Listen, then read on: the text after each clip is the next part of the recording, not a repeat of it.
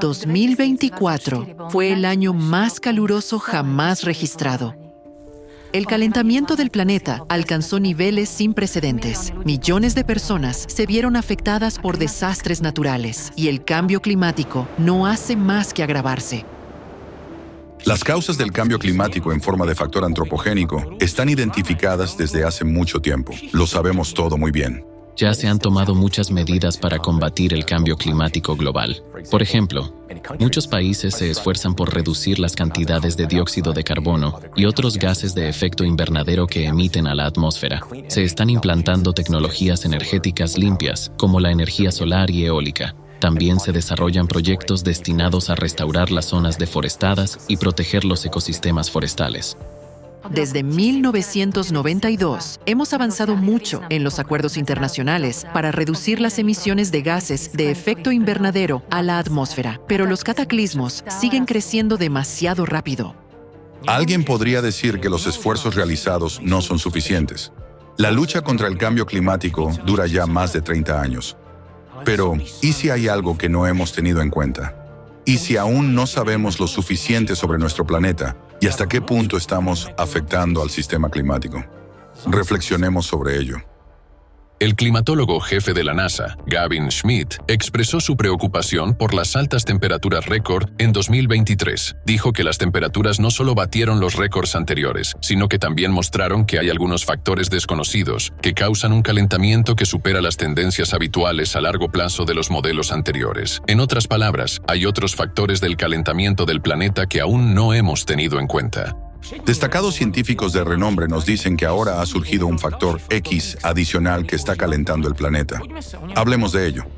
Tal vez no es tan desconocido para nosotros. Hay varios elementos clave en el sistema de calentamiento de la Tierra. Está el Sol, está la superficie que se calienta y está la atmósfera con sus gases de efecto invernadero. Estamos familiarizados con los gases de efecto invernadero. El Sol, como fuente de calor, es estable y envía constantemente la misma cantidad de calor a la Tierra. Según la estación, algunas partes del planeta reciben más, otras menos. Ya sabemos cómo afecta la atmósfera al calor. Entonces, quizás un factor adicional del calentamiento de la Tierra se oculta en un elemento de la superficie terrestre. ¿Y qué constituye la mayor parte de la superficie terrestre?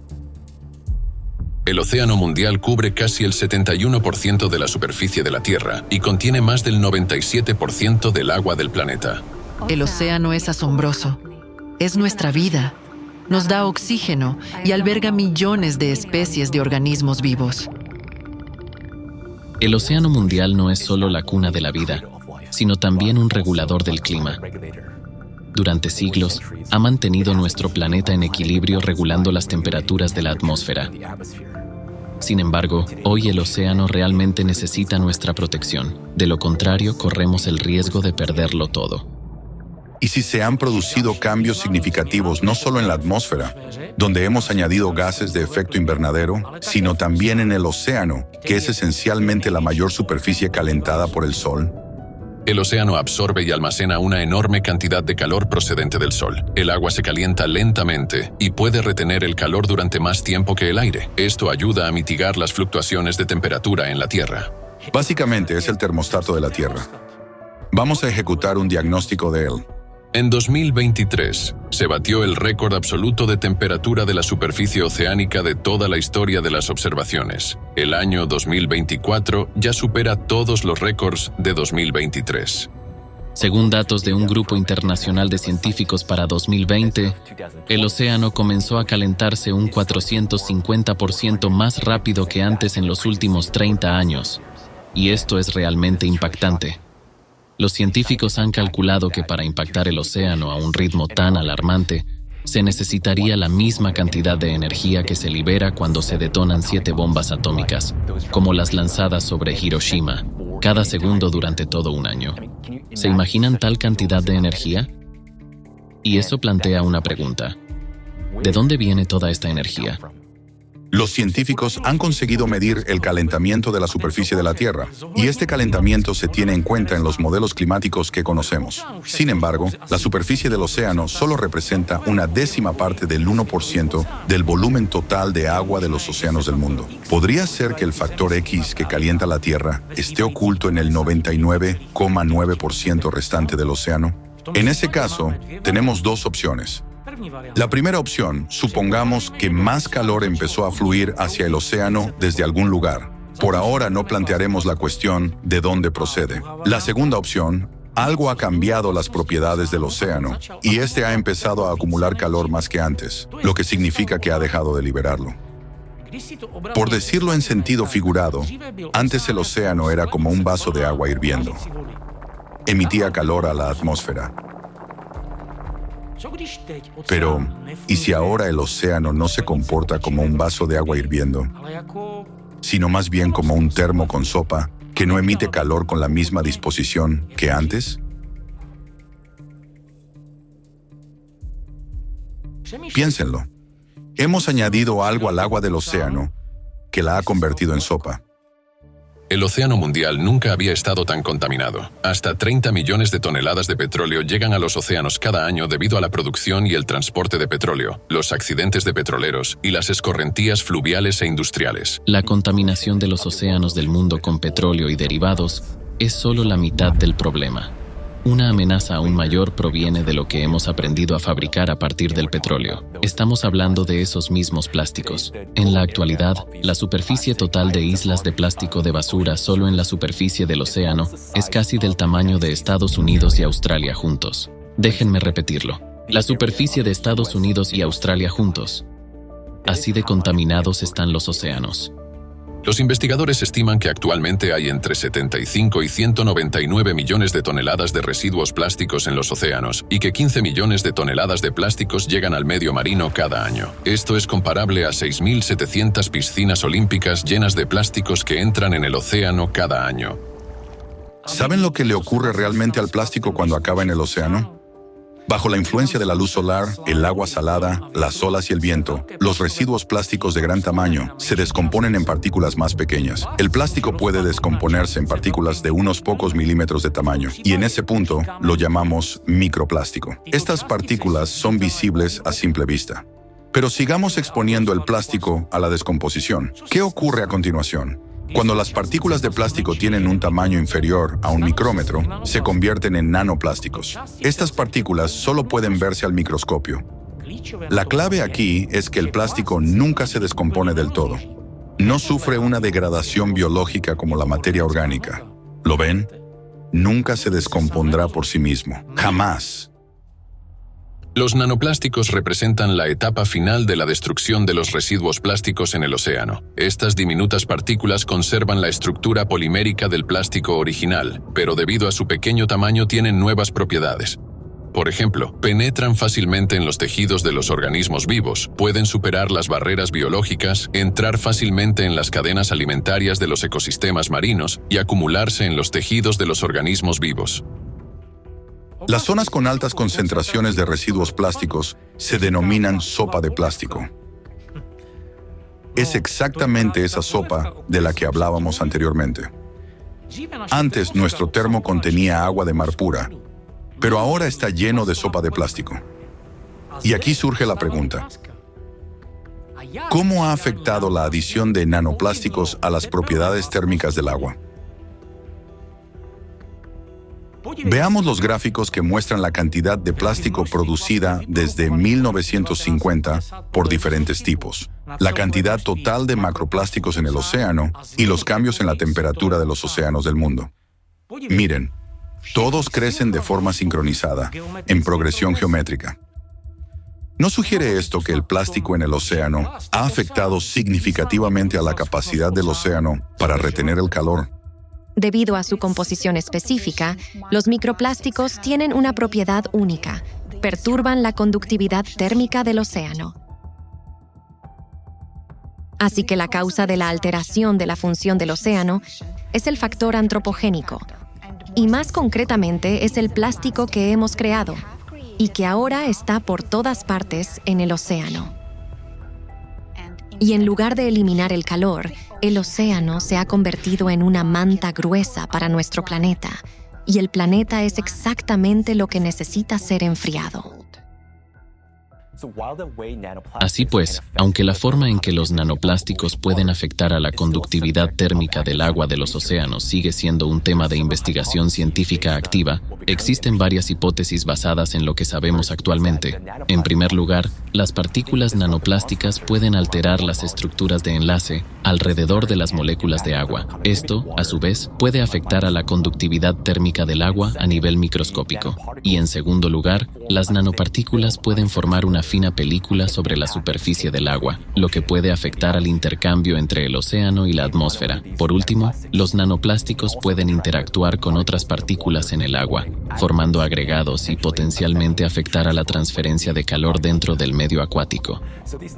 Así pues, estos nanoplásticos afectan sin duda a la conductividad térmica del océano, y nosotros, como humanidad, aún no nos hemos dado cuenta de lo profundo que puede ser ese impacto. Y toda esta contaminación por petróleo, microplásticos y otros productos químicos provoca aún más la acidificación del agua de los océanos. ¿Saben? La acidificación del océano no es solo un problema, también es la razón por la que los microplásticos se degradan en nanoplásticos mucho más rápido. Y eso solo empeora la acumulación de calor en el océano. Además, el uso de hidrocarburos, como el metano y el petróleo, para quemar combustibles y producir plástico, ha degradado gravemente la situación medioambiental de nuestro planeta.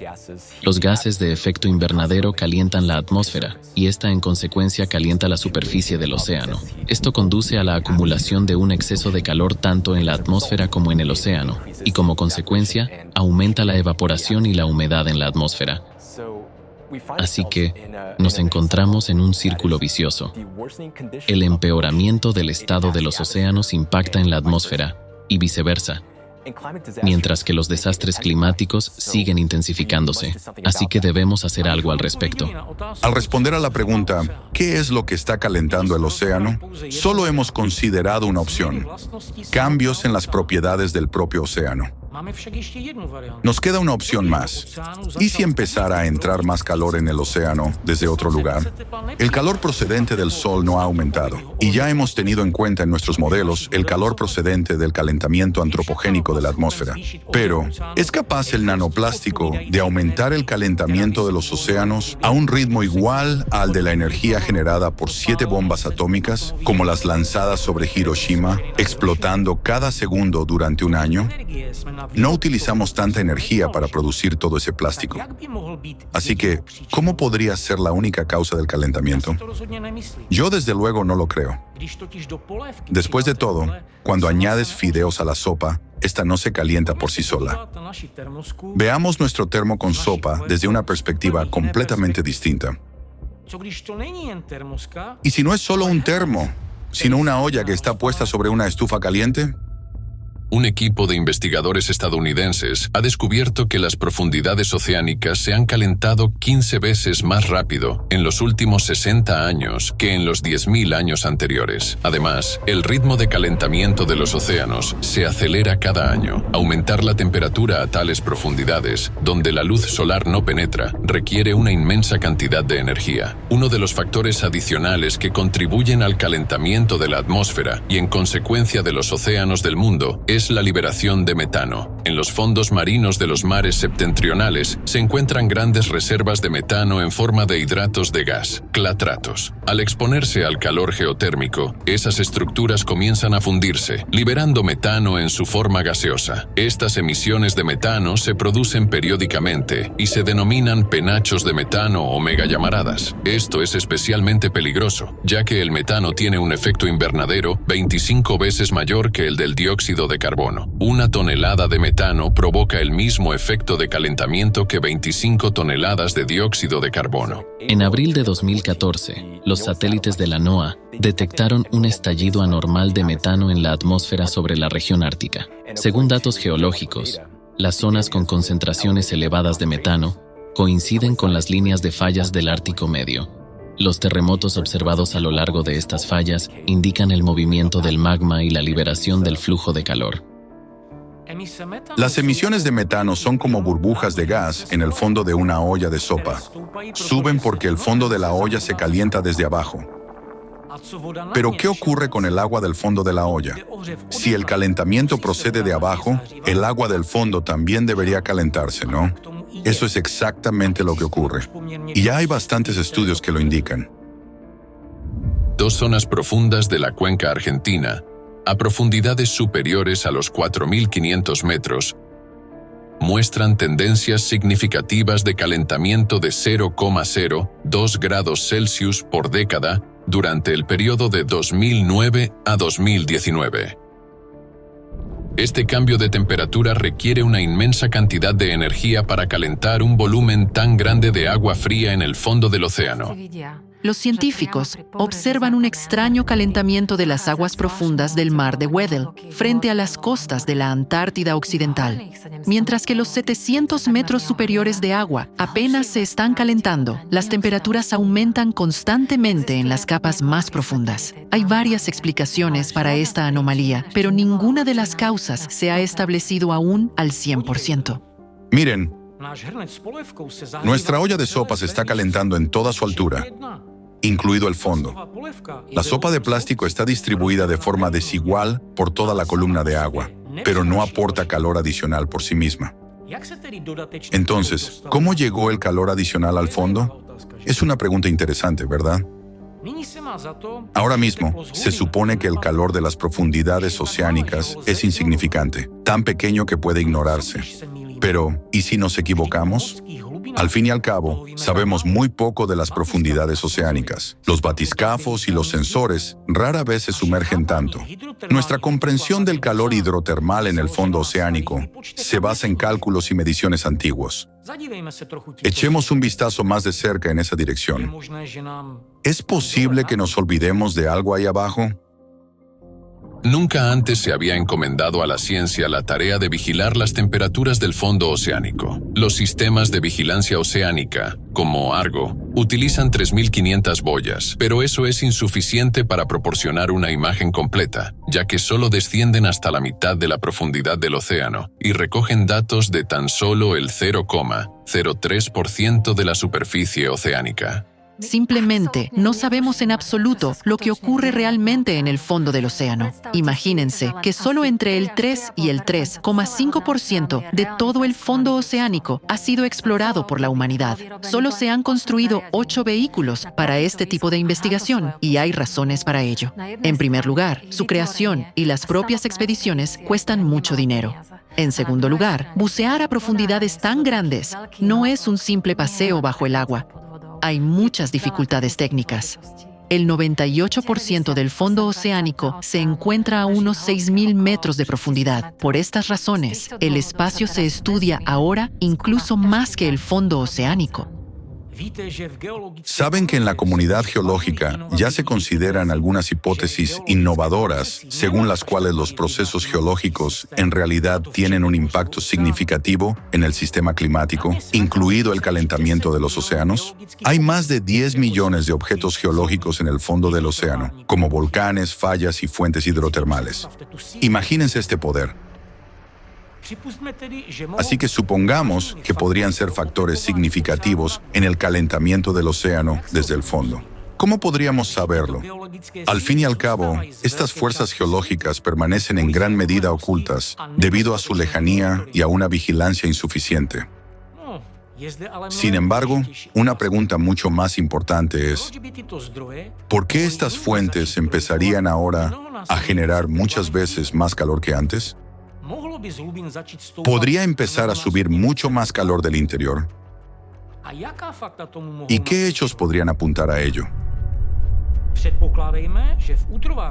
Supongamos que, por alguna razón, ha aparecido una enorme cantidad de calor adicional en el manto terrestre. ¿Qué hará este calor? Naturalmente, fundirá el manto. Se convertirá en algo parecido a un queso fundido. Pensemos en lo que podría seguir. El magma fundido, más caliente, empezará a moverse hacia la superficie porque se vuelve menos denso, ¿verdad? ¿Cuáles serían las primeras zonas en las que observaríamos un calentamiento adicional por el ascenso de este magma caliente? Las zonas con regiones volcánicas y un fuerte contraste de temperatura. ¿Conocen un lugar así? Yo sí. Por ejemplo, la Antártida. ¿Les sorprende? La Antártida Occidental no es solo un desierto helado. Es una de las mayores regiones volcánicas del planeta. Bajo su capa de hielo se esconden más de 140 volcanes, lo que hace de esta región un lugar único y misterioso. Recientes estudios aeromagnéticos realizados por científicos de Alemania y el British Antarctic Survey han elaborado un mapa del flujo de calor geotérmico en esta región.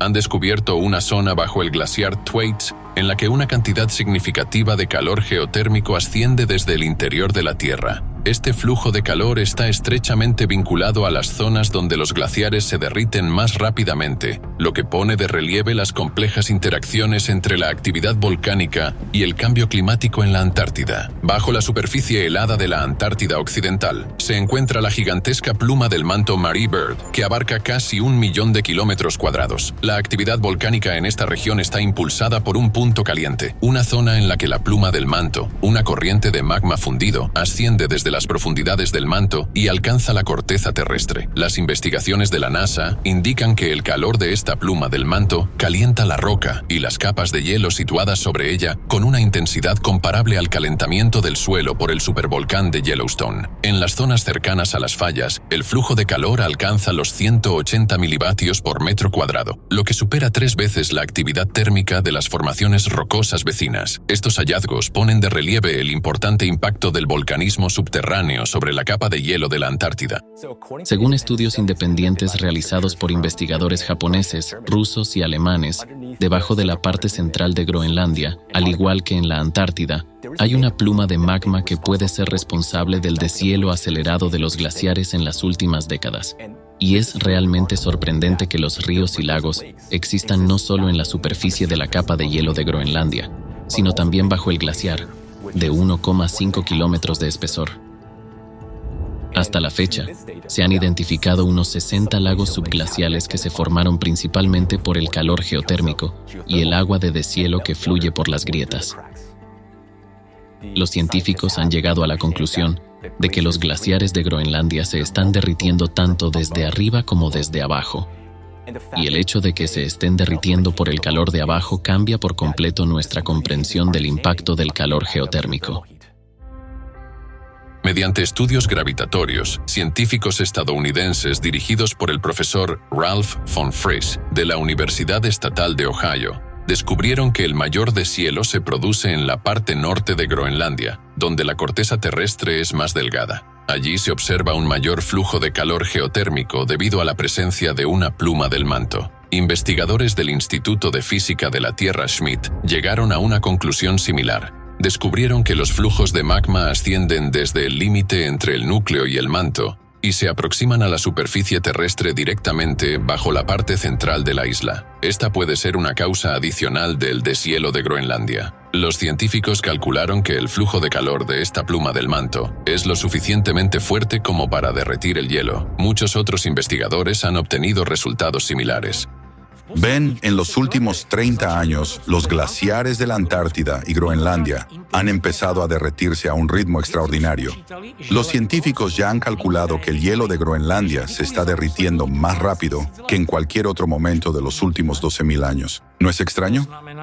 En otras palabras, simultáneamente al calentamiento anómalo del océano, observamos también un deshielo anómalo de los glaciares. Además, se derriten de abajo hacia arriba debido al aumento del flujo de calor geotérmico.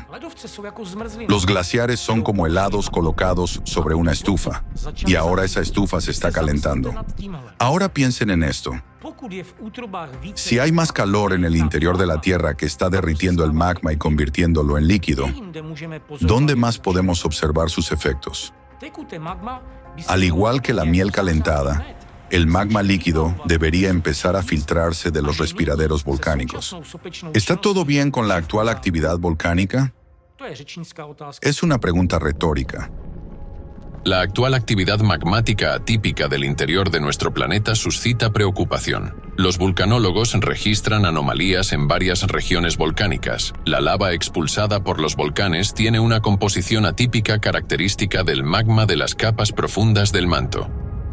Además, en los últimos años se ha observado una aceleración del ascenso del magma desde las profundidades de la corteza terrestre en regiones como Islandia, Italia, la isla de Mayotte y las Islas Canarias. Esto indica un aumento de la actividad volcánica a escala global. Los vulcanólogos están preocupados por el fuerte aumento del ritmo de ascenso del magma. Procesos que antes tardaban cientos o miles de años, hoy ocurren en apenas medio año.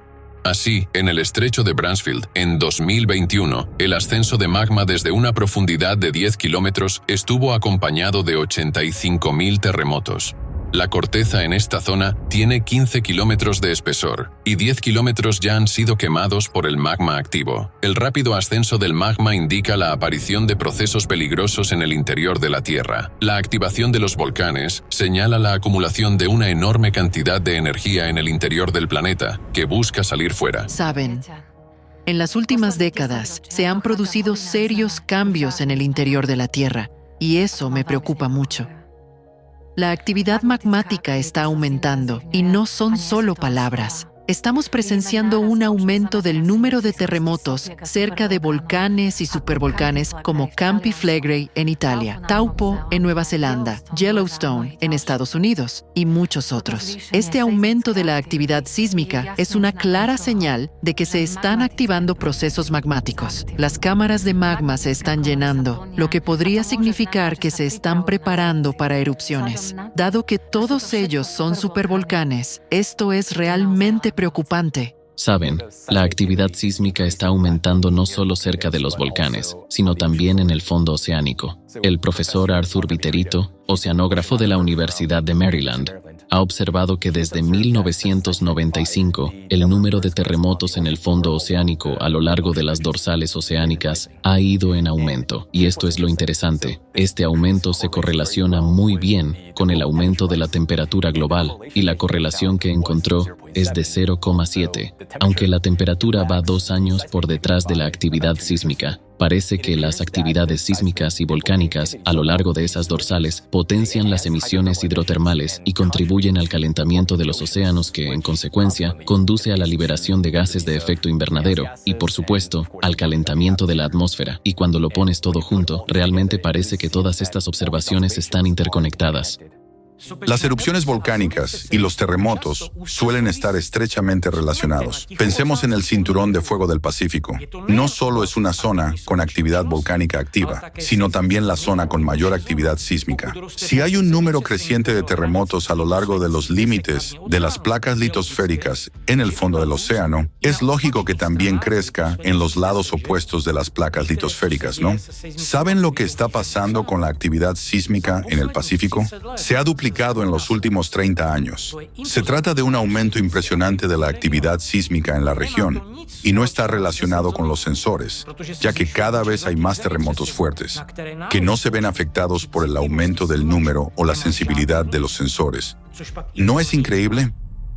En la era moderna, estamos presenciando un aumento exponencial sin precedentes de la frecuencia de terremotos importantes en comparación con los datos históricos. El análisis de los datos del USGS muestra que, antes de la década del 2000, solo se producían 1 o 2 terremotos importantes de magnitud 6,0 o superior al año.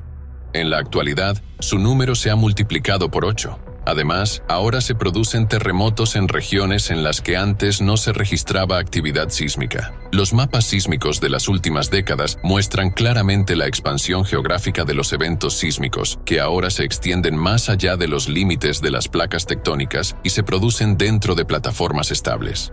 Algunos argumentan que el aumento del número de terremotos se debe a la expansión de las redes de sensores sísmicos y no a un aumento del número de eventos en sí. Es cierto que con el tiempo, el número y la sensibilidad de los sensores sísmicos han mejorado, lo que ha permitido detectar terremotos de menor magnitud con mayor detalle. Sin embargo, en la década de 1970 ya se habían instalado suficientes sensores sísmicos para registrar todos los terremotos de magnitud 4,0 o superior. Por lo tanto, el aumento observado de los terremotos desde 1995 no se debe a los avances tecnológicos, sino que refleja cambios reales. En los últimos 25 años, la actividad sísmica ha aumentado considerablemente y sigue aumentando. El aumento del número de terremotos de magnitud igual o superior a 5,0 también se ve confirmado por los datos del Centro Internacional de Sismología. Así que vemos un conjunto de factores que indican que algo está ocurriendo en el interior del planeta. Algo alarmante que ahora hemos correlacionado con un aumento del calor en el interior.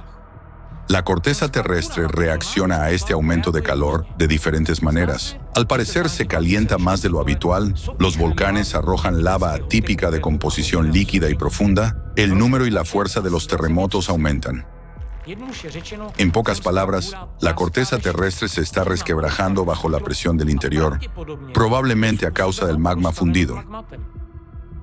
¿Podemos saber qué está ocurriendo ahora en el manto? ¿Si se están produciendo cambios? Resulta que sí. Y los terremotos de foco profundo nos están ayudando en ello. Los terremotos de foco profundo son fenómenos sísmicos únicos que se producen a profundidades superiores a 300 kilómetros y que a veces alcanzan hasta 750 kilómetros bajo la superficie de la Tierra. Estos fenómenos se producen bajo presiones y temperaturas extremas, cuando, según las previsiones, se espera que el material del manto se deforme plásticamente en lugar de ser quebradizo, lo que hace que su ocurrencia sea desconcertante. Sin embargo, se registran con regularidad y siguen siendo objeto de una activa investigación científica. Desde 1995, la frecuencia de los terremotos de foco profundo ha aumentado bruscamente, coincidiendo con otras anomalías geodinámicas. El aumento de la frecuencia de este tipo de terremotos en las últimas décadas se asocia a una mayor actividad magmática en las profundidades del interior de la Tierra. Existe la hipótesis de que los terremotos de foco profundo representan potentes explosiones subterráneas comparables a la detonación de muchas bombas atómicas en el manto terrestre. Este crecimiento exponencial en número y fuerza de tales terremotos indica una intensa actividad magmática en el planeta y también suscita preocupación, ya que tales terremotos podrían servir como desencadenantes de otros más destructivos en la superficie. Esto es ciertamente impactante, porque parece que de hecho hay una enorme cantidad de calor extra en el interior del planeta, que probablemente está fundiendo intensamente el manto. Y esto se refleja en un aumento del número de terremotos de foco profundo. Pero ¿de dónde procede este calor y en qué momento empezó a llegar? Es una buena pregunta, ¿no? Quizá tengamos que buscar la respuesta más profundamente. Después de todo, la parte más caliente de nuestro planeta es el núcleo interno de la Tierra. La ciencia ha llegado a comprender que la temperatura entre el núcleo interno de la Tierra y su núcleo externo líquido es aproximadamente la misma que la de la superficie del Sol. Estamos hablando de 6.000 grados Celsius. 6.000, ¿se lo imaginan? La misma temperatura que en el Sol, pero en el núcleo de nuestro planeta. ¿Cómo pudo el núcleo permanecer tan caliente durante 4.500 millones de años de su existencia? ¿Está todo bien en el núcleo del planeta? ¿Podemos estar seguros de que allí no han comenzado a producirse cambios dramáticos? Resulta que en 1995 empezaron a producirse allí algunos procesos bastante extraños que no pueden ignorarse. En 1995, laboratorios científicos de todo el mundo registraron por primera vez alarmantes anomalías planetarias. Uno de los cambios más notables fue la brusca aceleración de la deriva del polo magnético norte. Anteriormente, se movía a un ritmo de 10 kilómetros por año, pero desde 1995 su velocidad aumentó a 55 kilómetros por año. Además, cambió su dirección hacia Siberia, avanzando más de 1.000 kilómetros. Este brusco desplazamiento del polo magnético norte es un evento verdaderamente único que no se ha observado durante los últimos 10.000 años. ¿Se lo imaginan? Según la teoría actual, el campo magnético de la Tierra se genera por los flujos de hierro fundido que se mueven alrededor del núcleo sólido del planeta. En 2013, un grupo de científicos de la Universidad de Leeds hizo un descubrimiento significativo. Los cambios en el campo magnético de la Tierra están relacionados con la aceleración del flujo de hierro líquido en su núcleo externo. Al parecer, esta aceleración comenzó en 1995. Y los cambios en el campo magnético de la Tierra no son lo único que ocurrió en 1995. Ese año cambiaron muchos más parámetros geodinámicos. En 1995, también se produjo una alteración en la rotación de la Tierra. La dirección del eje de rotación del planeta cambió y su velocidad de rotación aumentó 17 veces. Los estudios científicos señalan octubre de 1995 como el punto de ruptura de la deriva polar. Al mismo tiempo, en 1995, se produjo un brusco aumento de la aceleración de rotación de la Tierra. Los datos del Observatorio de París muestran que, durante esos años, la duración de un día comenzó a acortarse en unos pocos milisegundos, lo que indica que la Tierra comenzó a girar más rápido de lo habitual. Así, en 1995, se produjeron a la vez 3 graves cambios en la geofísica de la Tierra. En primer lugar, la deriva del polo norte magnético se aceleró drásticamente. En segundo lugar, cambió la dirección del eje de rotación de la Tierra. Y por último, el planeta empezó a girar más deprisa. Todos estos procesos están directamente relacionados con el núcleo de la Tierra. El campo magnético se forma debido al geodinamo, y la velocidad de rotación del planeta y la dirección de su eje dependen del núcleo interno. Esto nos lleva a pensar que, desde 1995, han empezado a producirse serios cambios anómalos en el núcleo de la Tierra, que requieren enormes aportes de energía. El núcleo parece estar calentándose y esto está provocando su desequilibrio, mientras que este es el motor, el corazón de nuestro planeta. Además, el campo magnético de la Tierra se está debilitando. La anomalía magnética del Atlántico Sur está creciendo y allí el campo magnético ya está debilitado en un 30%.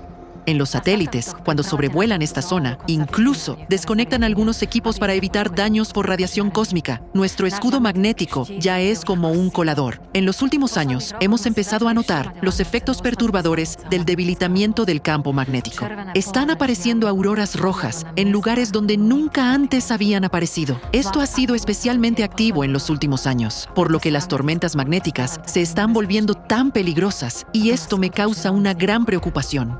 Los cambios que comenzaron en 1995 no se detuvieron, siguieron aumentando. Por lo tanto, ya en 1997 y 1998 se produjeron fenómenos en el núcleo de la Tierra que no tienen análogos en la historia de las observaciones. Muchos científicos escribieron sobre ellos y es colosal. En 1997 a 1998, los científicos, utilizando datos de satélites del centro de masas de la Tierra, registraron un fenómeno único, un desplazamiento repentino del núcleo interno de la Tierra. Como resultado, el núcleo se desplazó hacia el norte a lo largo de una línea que va desde la Antártida Occidental hasta Siberia Occidental, en dirección a la península de Taimir, en Rusia. Al mismo tiempo, 4 grupos científicos independientes detectaron cambios anómalos en diversos parámetros geofísicos, confirmando este suceso. Según científicos como Yuri Barkin, doctor en ciencias físicas y matemáticas, Gennady Smolkov, doctor en ciencias técnicas, Mikhail Arushanov, doctor en ciencias geográficas, Viktor Kain, académico de la Academia de Ciencias de Rusia, y muchos otros, el desplazamiento del núcleo en 1998 provocó cambios en todas las capas de la Tierra. Este desplazamiento significativo del núcleo de la Tierra, cuyo tamaño es comparable al de la Luna, realmente plantea una pregunta. ¿De dónde provienen las fuerzas que pueden causar tales anomalías en la estructura interna de la Tierra? Parece que el núcleo está experimentando algún tipo de desequilibrio y se está calentando. Al mismo tiempo, observamos un aumento del flujo geotérmico, una intensificación de los procesos volcánicos y tectónicos, y estas auroras inusuales.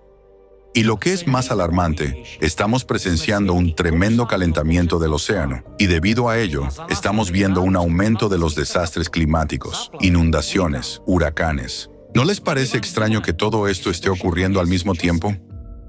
La cuestión de la fuente de esta energía colosal, millones de veces el potencial energético de la humanidad, que calienta el núcleo y el manto, sigue abierta. Tenemos algunas consideraciones al respecto en la dirección de la ciclicidad astronómica, pero no es el tema de nuestra conversación de hoy.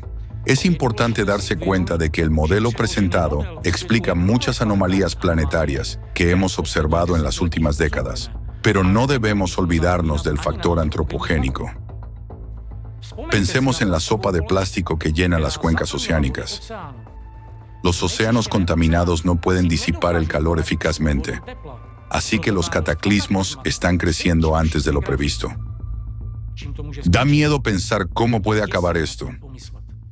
A lo largo de nuestra historia geológica, se han producido muchos eventos catastróficos que se caracterizan por cambios bruscos y extremos en las condiciones climáticas globales. Por ejemplo, inviernos volcánicos, como aquel que fue desencadenado por la erupción del volcán Toba hace 74.000 años. Y este acontecimiento redujo la población humana a menos de 10.000 personas. Del mismo modo, un debilitamiento repentino del campo magnético coincidió con la extinción de los neandertales, y esto ocurrió hace unos 36.000 años, y hace unos 12.000 años se produjeron eventos de calentamiento abrupto que contribuyeron a la extinción de los mamuts. Y ahora nosotros, como humanidad, ¿tendremos la sabiduría y el coraje para evitar ese destino y tomar medidas a tiempo? Algunos científicos creen que si la situación de los océanos no cambia, los cataclismos eliminarán toda la vida de la faz de la Tierra. Estamos a pocos años del punto de no retorno. Es decir, ahora que nuestro planeta se está calentando intensamente en su interior, necesitamos desesperadamente un sistema de refrigeración planetario que funcione bien, pero está obstruido con sopa de plástico. Imaginemos un reactor nuclear al que se le ha aumentado la potencia y se le ha añadido combustible nuclear, y al mismo tiempo, los filtros de su sistema de refrigeración están obstruidos. Y ahora, en lugar de agua fría, el reactor nuclear se refrigera con un lodo viscoso. ¿Qué le ocurrirá a ese reactor, se imaginan?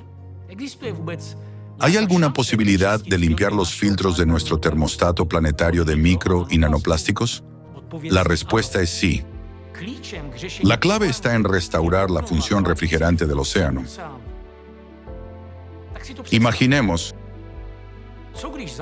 que empezamos a tomar humedad de la atmósfera y así fomentamos que el océano se evapore aún más. Pero tomaremos toda la humedad extra para nuestras necesidades. Entonces no provocará más inundaciones. Además, el proceso de evaporación del océano también liberará nanoplásticos, que podríamos reciclar. Esta tecnología es esencialmente como un purificador de aire a escala planetaria. Suena ambicioso, pero lo es. Esta tecnología son los generadores de agua atmosférica, es decir, generadores que extraen agua de la atmósfera. El principio de funcionamiento del dispositivo es el siguiente. Primero, se filtra el aire que entra en ella. El agua se condensa a partir de la humedad que hay en el aire. Así, lo único que extrae el dispositivo es una molécula de H2O, que es más pequeña que una partícula de microplástico. La filtración lo elimina todo.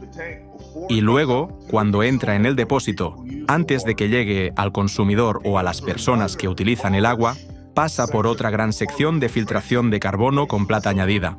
Por lo que el proceso no solo impide el crecimiento de bacterias, sino que elimina cualquier otra cosa que haya en el agua. Es un proceso increíble. Los generadores atmosféricos filtran el agua y eliminan todas las impurezas. Si se utilizaran a gran escala, podrían actuar como una especie de filtro artificial en el ciclo del agua del planeta. Tras varios años de uso activo, el océano y la atmósfera se limpiarían considerablemente. El océano comenzaría a disipar el calor de vuelta a la atmósfera, desde donde escaparía al espacio. Esto ayudaría a mitigar las consecuencias destructivas de las catástrofes y a limpiar nuestro océano y nuestra atmósfera. Tendrá un cierto impacto medioambiental, un impacto positivo, porque cuando procesamos el aire atmosférico, también lo filtramos de los contaminantes, como el humo, los gases de escape, la arena y todo lo que vuela por el aire. Y eso es solo un ejemplo del impacto. Cuando se trata del contenido de agua en el aire ambiental o en la atmósfera, como he mencionado anteriormente, es absolutamente imposible alterar el equilibrio natural de la atmósfera, porque es demasiado grande y demasiado poderosa. Me gusta mucho esta tecnología. Es una solución ecológica a la escasez de agua potable. Puede utilizarse en casa, en grandes empresas, en la agricultura o en el campo.